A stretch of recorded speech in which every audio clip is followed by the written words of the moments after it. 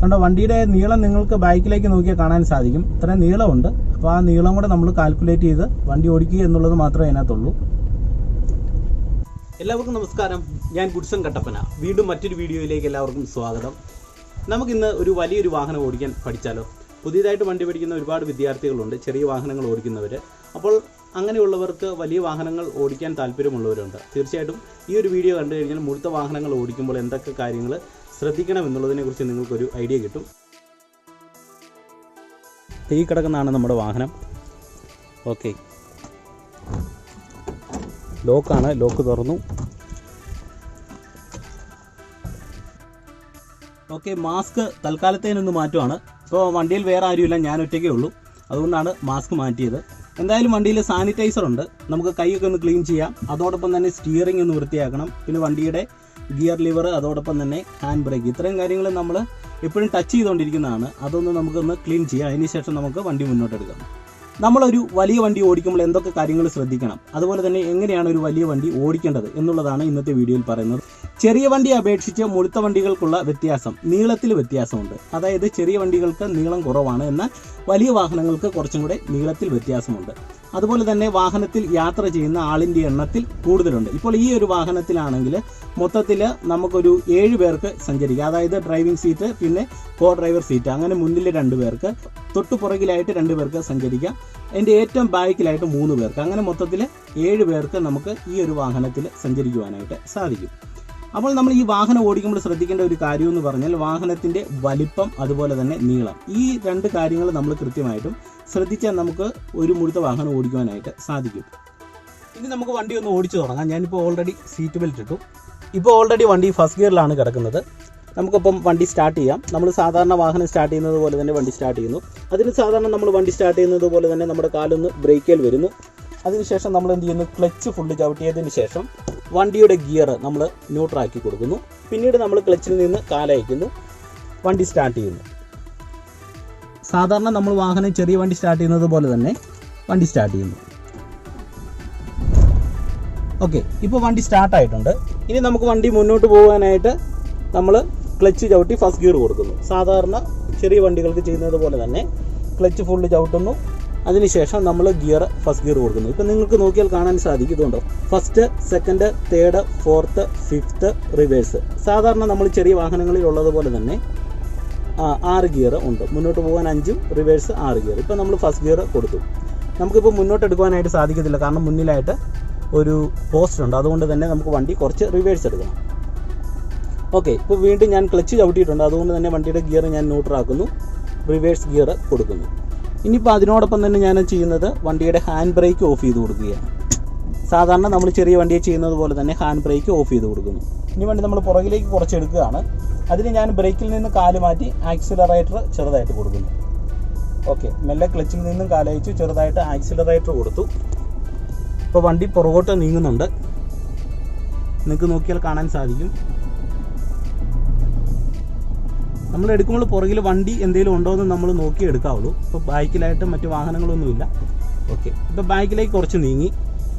ഇപ്പോൾ നിങ്ങൾക്ക് നോക്കിയാൽ കാണാൻ സാധിക്കും നമ്മൾ കുറച്ച് ബാക്കിലേക്ക് ഇറങ്ങിയിട്ടുണ്ട്. ഇപ്പോൾ പോസ്റ്റ് കുറച്ച് മുന്നിലായിട്ടുണ്ട്. ഇനി നമ്മൾ ചെയ്യുന്നത് വീണ്ടും ക്ലച്ച് ഞാനിപ്പോൾ മൊത്തത്തിൽ ചവിട്ടിയിട്ടുണ്ട്. വീണ്ടും ഞാൻ ഫസ്റ്റ് ഗിയർ കൊടുക്കുന്നു, ന്യൂട്രാക്കി. അതിനുശേഷം ഫസ്റ്റ് ഗിയർ കൊടുത്തു. ഓക്കെ, ഇനി നമ്മൾ വാഹനം മുന്നോട്ടെടുക്കണം. മുന്നോട്ടെടുക്കുമ്പോൾ നമ്മൾ ശ്രദ്ധിക്കേണ്ടത്, നമ്മൾ സാധാരണ ചെറിയ വണ്ടി എടുക്കുന്നത് പോലെ തന്നെ ബ്രേക്കിൽ നിന്ന് കാലയക്കുന്നു, ചെറുതായിട്ട് ആക്സിലറേറ്റർ മുന്നോട്ട് കൊടുക്കുന്നു, അതോടൊപ്പം തന്നെ ക്ലച്ചിൽ നിന്ന് കാലയക്കുന്നു. ഇത് രണ്ടും നമ്മൾ ഒരേ സമയത്ത് ചെയ്യേണ്ട ഒരു കാര്യമാണ്. ഒരു വണ്ടി മുന്നോട്ടെടുക്കുമ്പോൾ നമ്മൾ മാക്സിമം സ്ലോയിൽ നിന്ന് ക്ലച്ചിൽ നിന്ന് കാലയക്കുകയും അതുപോലെ തന്നെ ആക്സിലറേറ്റർ അതോടൊപ്പം തന്നെ ചെറുതായിട്ട് ആക്സിലറേറ്റർ കൊടുത്ത് വേണം നമ്മൾ വണ്ടി എടുക്കാൻ. ഇപ്പോൾ വണ്ടി റണ്ണായി, അതുകൊണ്ട് തന്നെ ഞാൻ ക്ലച്ചിൽ നിന്ന് കാലയച്ച് മാറ്റിയിട്ടുണ്ട്. ഇപ്പോൾ വണ്ടി റണ്ണാകുന്നത് നിങ്ങളെ ഒന്ന് കാണിച്ചു തരാം. ഓക്കെ, ഇപ്പോൾ വണ്ടി റണ്ണിങ്ങിലാണ്. മുഴുത്ത വണ്ടി നമ്മൾ ഓടിക്കുമ്പോൾ ശ്രദ്ധിക്കേണ്ടത്, ഇപ്പോൾ നിങ്ങൾക്ക് നോക്കിയാൽ കാണാൻ സാധിക്കും, ഈ വണ്ടിയുടെ ബോണറ്റ് നമുക്ക് കാണുവാനായിട്ട് സാധിക്കത്തില്ല. അപ്പോൾ നിങ്ങൾ ചെയ്യേണ്ട ഒരു കാര്യം എന്ന് പറഞ്ഞാൽ ഈ ഗ്ലാസ് വെച്ച് ജഡ്ജ് ചെയ്യുക. ഇപ്പോൾ ഈ വണ്ടിയുടെ മെയിൻ ആയിട്ടുള്ള ഗ്ലാസ്, അതായത് മെയിൻ ഗ്ലാസ്, ഈ മെയിൻ ഗ്ലാസിൻ്റെ ലെഫ്റ്റ് സൈഡ് നിങ്ങൾക്ക് കാണത്തില്ലേ? അപ്പോൾ ഈ ലെഫ്റ്റ് സൈഡിലെ അങ്ങേയറ്റം മുതൽ അതുപോലെ തന്നെ റൈറ്റ് സൈഡിൽ വരുന്ന ഇങ്ങേയറ്റം വരെ നമ്മൾ നോക്കി നമുക്ക് ജഡ്ജ് ചെയ്യുവാനായിട്ട് സാധിക്കും. ചെറിയ വണ്ടിയെ അപേക്ഷിച്ച് മുഴുത്ത വണ്ടി ഓടിക്കുമ്പോൾ നമുക്ക് റോഡ് നല്ല രീതിയിൽ ക്ലിയർ ആയിട്ട് കാണുവാനായിട്ട് സാധിക്കും. ഇപ്പം നിങ്ങൾക്കത് മനസ്സിലാവുന്നുണ്ട്. നമ്മൾ ചെറിയ വണ്ടിയാണെങ്കിൽ നമുക്ക് ഇത്രയും ക്ലിയർ ആയിട്ട് നമുക്ക് റോഡ് കാണുവാനായിട്ട് സാധിക്കത്തില്ല. എന്നാൽ ഇപ്പോൾ മുഴുത്ത വാഹനമായതുകൊണ്ട് തന്നെ നമുക്ക് റോഡ് നല്ല ക്ലിയർ ആയിട്ട് കാണുവാനായിട്ട് സാധിക്കും. അതുകൊണ്ട് തന്നെ നമുക്ക് വണ്ടി ഓടിക്കാൻ കുറേ കൂടെ എളുപ്പമാണ്. ഓക്കെ, ഇപ്പോൾ വണ്ടി ഫസ്റ്റ് ഗിയറിലാണ് പോകുന്നത്. ചെറിയൊരു ഇറക്കമാണ്. അതുകൊണ്ട് തന്നെ നമുക്ക് സെക്കൻഡ് ഗിയർ കൊടുക്കാൻ ക്ലച്ച് ചുമ്മാ ചവിട്ടി സെക്കൻഡ് അങ്ങ് കൊടുക്കാം. ഞാൻ അതോടൊപ്പം തന്നെ എൻ്റെ കാല് ബ്രേക്കിൽ വെച്ചിട്ടുണ്ട്. നിങ്ങൾക്ക് നോക്കിയാൽ കാണാൻ സാധിക്കും. ഇപ്പോൾ ചെറിയൊരു ഇറക്കത്താണ് പോകുന്നത്. ഇപ്പോൾ ഞാൻ ക്ലച്ചിൽ നിന്ന് കാല് മൊത്തത്തിൽ മാറ്റി ബ്രേക്കിൽ മാത്രമേ കാലുള്ളൂ. സെക്കൻഡ് ഗിയറിലാണ് വണ്ടി പോകുന്നത്. ഇനി തേർഡ് കൊടുക്കണമെന്നുണ്ടെങ്കിൽ വീണ്ടും ആക്സിലറേറ്റർ കൊടുക്കുന്നു. വണ്ടിക്ക് ഒരു മൂവ്മെൻ്റ് ആയി. സ്ട്രെയിറ്റ് റോഡാണ്. വീണ്ടും ഞാൻ എന്ത് ചെയ്തു, ക്ലച്ച് ചവിട്ടി തേർഡ് ഗിയർ കൊടുത്തു. വീണ്ടും ആക്സിലറേറ്റർ കൊടുത്തു പോവുകയാണ്. സ്ട്രെയിറ്റ് റോഡാണ്. നമുക്ക് ചെറിയ വണ്ടികളെ അപേക്ഷിച്ച് മുഴുത്ത വണ്ടികൾ ഓടിക്കുവാനായിട്ടാണ് കുറേ കൂടെ എളുപ്പം. നമുക്ക് റോഡ് നന്നായിട്ട് കാണുവാനായിട്ട് സാധിക്കും. അതോടൊപ്പം തന്നെ നമുക്ക് കുറേ കൂടെ കംഫർട്ടാണ് മുഴുത്ത വണ്ടികൾ ഓടിക്കുവാനായിട്ട്. തുടക്കത്തിൽ നമ്മൾ വണ്ടി ഓടിക്കുമ്പോൾ റോഡ് നിറഞ്ഞ് വണ്ടി പോകുന്നത് പോലെ തോന്നും. കുറച്ചങ്ങ് ഓടിച്ചു കഴിയുമ്പോൾ നമുക്ക് ആ ഒരു പ്രശ്നം മാറും. നമുക്ക് ലെഫ്റ്റ് സൈഡും അതുപോലെ തന്നെ വണ്ടിയുടെ മുൻവശമൊക്കെ ക്ലിയർ ആയിട്ട് ജഡ്ജ് ചെയ്യുവാനായിട്ട് സാധിക്കും. ഇപ്പം ഞാൻ വണ്ടി ആക്സിലറേറ്റർ കൊടുക്കുന്നു. സാധാരണ നമ്മൾ ചെറിയ വണ്ടിയിൽ ഗിയർ ഇടുന്നത് പോലെ തന്നെ ക്ലച്ച് ചവിട്ടി ഞാനത് വീണ്ടും സെക്കൻഡ് ഗിയർ കൊടുത്തു. വീണ്ടും ഞാൻ ക്ലച്ചിൽ നിന്ന് കാലയച്ച് മാറ്റി വീണ്ടും ആക്സിലറേറ്റർ കൊടുത്ത വണ്ടി മുന്നോട്ട് നീങ്ങുകയാണ്. റോഡ് സ്ട്രെയിറ്റ് ആയി. വീണ്ടും ഞാൻ എന്ത് ചെയ്തു, ആക്സിലറേറ്റർ ചെറുതായിട്ട് കൊടുത്തു. ക്ലച്ച് ചവിട്ടി വീണ്ടും തേർഡ് ഗിയർ അങ്ങ് കൊടുക്കുന്നു. വീണ്ടും വണ്ടിക്ക് നല്ല മൂവ്മെൻ്റ് ആയി. റോഡ് സ്ട്രെയിറ്റ് ആണ്. ചെറിയൊരു ഇറക്കമാണ്. എൻ്റെ കാല് മെല്ലെ ബ്രേക്കിലേക്ക് വരുന്നു. ഞാൻ ക്ലച്ച് ചവിട്ടി ഫോർത്ത് ഗിയറും കൊടുത്തു. ഓക്കെ, ഇപ്പോൾ ഫോർത്ത് ഗിയറിലാണ് വണ്ടി പോയിക്കൊണ്ടിരിക്കുന്നത്. അപ്പോൾ ചെറിയൊരു വണ്ടി ഓടിക്കുമ്പോൾ നമ്മൾ ചെയ്യേണ്ട കാര്യങ്ങളൊക്കെ തന്നെയാണ് നമ്മൾ മുഴുത്തൊരു വണ്ടി ഓടിക്കുമ്പോഴും ചെയ്യുന്നത്. വ്യത്യാസങ്ങൾ വലുതായിട്ട് ഒന്നുമില്ല.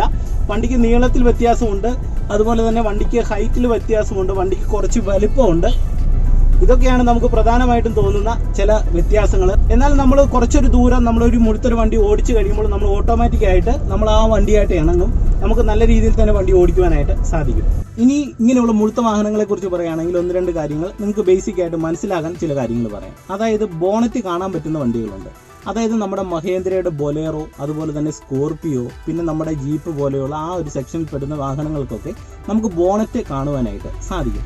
എന്നാൽ മുഴുത്ത വാഹനങ്ങളിൽ നമുക്ക് ബോണറ്റ് കാണാൻ പറ്റാത്ത വാഹനങ്ങളുണ്ട്. ഇപ്പോൾ ഉദാഹരണം പറയുകയാണെങ്കിൽ ഈ നമുക്ക് സൈലോയുടെ ബോണറ്റ് നമുക്ക് കാണുവാനായിട്ട് സാധിക്കത്തില്ല. കാരണം ബോണറ്റ് ചെരിഞ്ഞ് താഴോട്ടാണ് നിൽക്കുന്നത്. എന്നാൽ നമുക്ക് ബോണറ്റ് കൃത്യമായിട്ട് കാണണമെന്ന് നിർബന്ധമൊന്നുമില്ല ഒരു വാഹനം ഓടിക്കാൻ. കുറച്ച് നമ്മൾ ഓടിച്ചു കഴിയുമ്പോൾ ഓട്ടോമാറ്റിക്കായിട്ട് വാഹനത്തിന് മുന്നിലേക്കുള്ള ഒരു നീളം നമുക്ക് കാൽക്കുലേറ്റ് ചെയ്തെടുക്കുവാനായിട്ട് സാധിക്കും. തുടക്കക്കാർക്കാണ് ഒരു പ്രശ്നം, ബോണറ്റ് കാണാൻ പറ്റുന്നില്ല, വണ്ടിയുടെ നീളം, മുൻവശത്തിലെ നീളം നമുക്ക് മനസ്സിലാകുന്നില്ല, അല്ലെങ്കിൽ നമുക്ക് ലെഫ്റ്റ് സൈഡ് മനസ്സിലാക്കുവാൻ സാധിക്കുന്നില്ല എന്നുള്ളത്. അത് തുടക്കത്തിൽ നമ്മൾ വണ്ടി എടുക്കുന്നത് കൊണ്ടാണ് ആ ഒരു പ്രശ്നമുള്ളത്. എന്നാൽ നമ്മൾ വീണ്ടും വണ്ടി ഓടിക്കുന്നത് കണ്ടിന്യൂ ചെയ്യുമ്പോൾ ഓട്ടോമാറ്റിക്കായിട്ട് നമുക്കത് മനസ്സിലാകും. വണ്ടിയുടെ മുൻവശത്തെ നീളവും ലെഫ്റ്റ് സൈഡ് ജഡ്ജ്മെൻ്റ് ഒക്കെ നമ്മൾ ഓട്ടോമാറ്റിക്കായിട്ട് മനസ്സിലാക്കി എടുക്കുകയാണ് ചെയ്യുന്നത്. പിന്നെ മുഴുത്ത വണ്ടി ഓടിക്കുമ്പോൾ ശ്രദ്ധിക്കേണ്ട വളരെ ഇമ്പോർട്ടൻ്റ് ആയിട്ടുള്ള ഒരു കാര്യം പറയാം. അതായത് നമ്മൾ വണ്ടി റിവേഴ്സ് എടുക്കുന്ന സമയത്ത് നമുക്ക് കൃത്യമായിട്ട് ബാക്ക് കാണുവാനായിട്ടുള്ള ബുദ്ധിമുട്ട് വരും. കാരണം വണ്ടിക്ക് നീളമുണ്ട്, അതുപോലെ തന്നെ വണ്ടിക്ക് വലിപ്പമുണ്ട്. അതുകൊണ്ട് തന്നെ നിങ്ങൾ റിവേഴ്സ് എടുക്കുമ്പോൾ വളരെ ശ്രദ്ധാപൂർവം മാത്രമേ ആ ഒരു കാര്യം ചെയ്യാവുള്ളൂ. അതുപോലെ തന്നെ വണ്ടി റിവേഴ്സ് എടുക്കുന്ന സമയത്ത് നിങ്ങൾ കൃത്യമായിട്ടും പുറകിൽ ആൾക്കാരോ അല്ലെങ്കിൽ മറ്റു വാഹനങ്ങൾ ഏതെങ്കിലും ഉണ്ടോ എന്ന് ഒന്ന് ശ്രദ്ധിക്കുന്നതും വളരെ നല്ലതായിരിക്കും.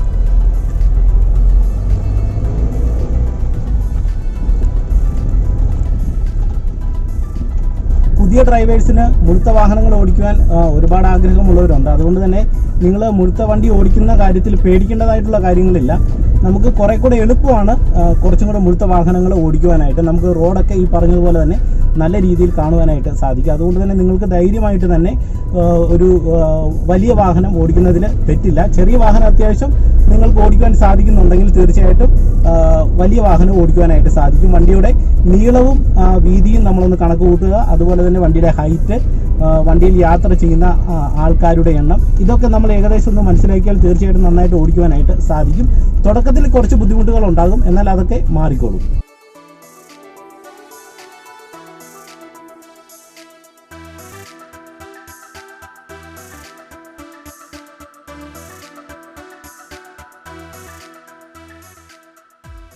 കണ്ടോ, വണ്ടിയുടെ നീളം നിങ്ങൾക്ക് ബാക്കിലേക്ക് നോക്കിയാൽ കാണാൻ സാധിക്കും. ഇത്രയും നീളമുണ്ട്. അപ്പോൾ ആ നീളം കൂടെ നമ്മൾ കാൽക്കുലേറ്റ് ചെയ്ത് വണ്ടി ഓടിക്കുക എന്നുള്ളത് മാത്രമേ അതിനകത്തുള്ളൂ.